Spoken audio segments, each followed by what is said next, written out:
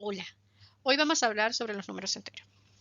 Pero antes de que entremos en detalle, quiero que veas esta espiral grande, en donde se albergan todos los números reales, la cual está compuesta por los números racionales, enteros, naturales y los irracionales. Pero entonces, ¿qué son los números enteros? Acá vemos a los enteros positivos y enteros negativos en una recta real. Esos números no tienen una expresión decimal y se escriben en un conjunto con un dominio desde menos infinito hasta más infinito. Es decir, que está incluido el cero. Pero si necesitamos llevar expresiones a números, hay casos donde encontramos expresiones que están hablando de valores negativos, como por ejemplo 10 grados bajo cero. Esto es un valor negativo. También vemos en el caso de la historia cuando hablamos de 100 años antes de Cristo o cuando debemos, por ejemplo, 15 euros. Esto también es un valor entero negativo. Pero cuando abonamos o tenemos algo de más o he obtenido o he ganado 15 euros, estamos hablando de valores positivos. ¿Y qué es el valor absoluto? Bueno, vemos acá nuevamente una recta real en donde el 0 está en el centro y la distancia que hay del 0 al 2 es una magnitud. Esa magnitud se escribe por barras, que también es llamada valor absoluto. ¿Cuál es el valor absoluto entonces de, por ejemplo, menos 2? Bueno, si observamos, en la recta real nos encontramos que los negativos se encuentran del lado izquierdo del 0. La magnitud que existe desde el menos 2 hasta el 0 serían 2 unidades. Y el caso contrario del valor positivo, la magnitud que se encuentra del 2 al 0 también son 2 unidades. Acá hablamos de operaciones, de los números enteros.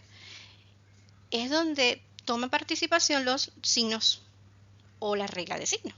Por ejemplo, si hablamos de signos positivos, todos los valores que son iguales se suman. Más y más se suman, menos y menos se suman y siempre se va a colocar el número común en este caso. Pero cuando son signos diferentes, estos signos se deben restar o estos valores se deben restar y se va a escribir el número mayor. Ahora, si hablamos de las multiplicaciones, decimos que más por más es más, menos por menos es más por menos es menos y menos por más es menos. Existen diferentes propiedades en los números enteros, como es el caso de la conmutativa, asociativa, elemento neutro y el elemento opuesto o simétrico. Cuando hablamos de conmutativa, es el valor que puede cambiar de posición, es decir, que conmuta y no importa ese orden. No importa que yo escriba en el caso de la suma un sumando al principio y luego el siguiente, o cambio el orden. Esta propiedad nos indica que el orden de los sumandos no altera la suma. Y cuando hablamos de multiplicación, no altera el producto. Para la propiedad asociativa, aquí nos damos cuenta que hay 3 elementos.